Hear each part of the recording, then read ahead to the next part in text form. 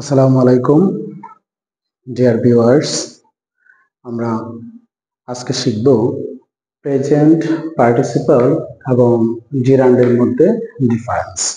আমাদের অনেকেরই কনফিউশন এই প্রেজেন্ট পার্টিসিপল এবং জিরান্ড। আমরা জানি এই দুটো ফর্মই গঠিত হয় ভার্ব প্লাস আইএনজি। তার মানে ভার্ব প্লাস আইএনজি যুক্ত হয়ে প্রেজেন্ট পার্টিসিপল এবং জিরান্ড গঠিত হয়। আমরা আমাদের প্রিভিয়াস ক্লাসে জিরান্ড এবং প্রেজেন্ট পার্টিসিপলের উপর দুটি ভিডিও দেওয়া আছে। সেখানে উল্লেখ করা আছে ভার্বের সাথে আইএনজি যুক্ত হয়ে যখন তা একই সাথে ভার্ব ও নাউনের কাজ সম্পন্ন করে তখন তাকে আমরা বলি জিরান্ড। কাজ করবে ভার্ব এবং নাউনের। আবার যখন ভার্বের সাথে আইএনজি যুক্ত হয়ে একই সাথে তা ভার্ব ও অ্যাডজেক্টিভের কাজ সম্পন্ন করে তখন তাকে বলি আমরা প্রেজেন্ট পার্টিসিপল। আমরা দেখব এই জিরান্ড এবং প্রেজেন্ট পার্টিসিপলের মধ্যে পার্থক্যগুলো কোথায়। প্রথম ব্যাখ্যায় fishing is my favourite hobby. আমরা জানি ফিশিং এখানে সাবজেক্ট হিসেবে কাজ করেছে। এই বাক্যে ফিশিং হচ্ছে আমাদের এখানে জিরান্ড, কারণ জিরান্ডের অবস্থানগুলো আমরা প্রত্যেকটা বাক্যে দেখানোর চেষ্টা করেছি। যথারীতি এখানে he is fishing in the pond বাক্যটি কন্টিনিউয়াস টেন্স হওয়ায় এই বাক্যে ফিশিং প্রেজেন্ট পার্টিসিপলের কাজ করেছে। একইভাবে আই এনজয়েড ফিশিং এই বাক্যে ফিশিং অবজেক্টের কাজ করেছে। দেখা যাচ্ছে অবজেক্ট হওয়ার কারণে আমরা একে বলি জিরান্ড। একইভাবে আ বার্কিং ডগ সেলডম বাইটস এখানে কুকুরের অবস্থা বোঝাচ্ছে, তার মানে বার্কিং শব্দটা আইএনজি যুক্ত হয়ে এখানে আবার প্রেজেন্ট পার্টিসিপলের কাজ করেছে। Number 3, he is fond of fishing এই বাক্যে ফিশিং প্রিপজিশনের অবজেক্ট হওয়ায় আমরা তাকে জিরান্ড হিসেবে চিনি।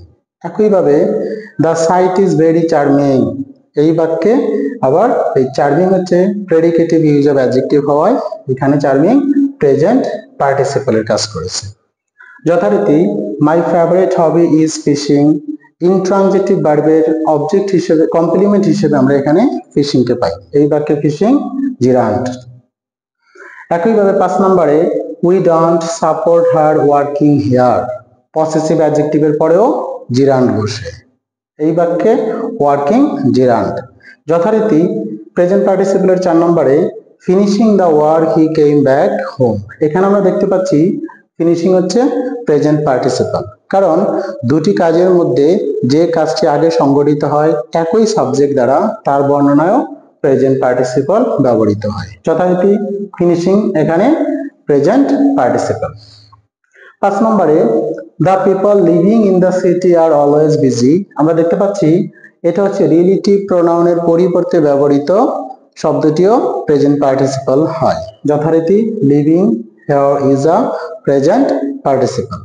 আমরা দেখব number 6, it was my reading room এই বাক্যে রিডিং রুম হচ্ছে কম্পাউন্ড নাউন, আর কম্পাউন্ড নাউন হিসেবে আমরা জিরান্ডকে ব্যবহার করি। যথারীতি এখানে রিডিং হচ্ছে gerund. Number 7, would you mind opening the door আমরা জানি মাইন্ড এই মাইন্ড শব্দের পরে নেগেটিভ ও ইন্টারগেটিভ সেন্টেন্সে আমরা জিরান্ড পাই। যথারীতি বাক্যে ওপেনিং হচ্ছে জিরান্ড। And the last question, the boy being tall got the job আমরা জানি যখন কেস নিয়ে আলোচনা করব তখন এই বিষয়ে আমরা বিস্তারিত আলোচনায় যাব। Case in apposition case in apposition হিসেবে আমরা জিরান্ড ব্যবহার করে থাকি। যথারীতি বিইং এখানে কেস ইন অ্যাপোজিশন হিসেবে জিরান্ডের কাজ সম্পন্ন করেছে। প্রেজেন্ট পার্টিসিপলে কিছু ভার্ব রয়েছে যেই ভার্বগুলোর পরে অবজেক্ট তারপরে প্রেজেন্ট পার্টিসিপল ব্যবহৃত হয়। যথারীতি ভার্বগুলো হলো feel, find, keep, hear, notice, see, smell, watch etcetera এই জাতীয় ভার্বের পরে অবজেক্ট গ্রহণ করে তারপরে আমরা প্রেজেন্ট পার্টিসিপল পাই।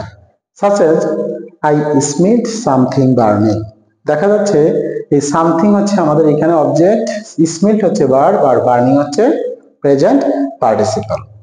এভাবে আমরা ডিফারেন্সটি তৈরি করতে পারি কিভাবে, কোথায় কোনটা প্রেজেন্ট পার্টিসিপল কোথায় কোনটা জিরান্ডের কাজ করেছে।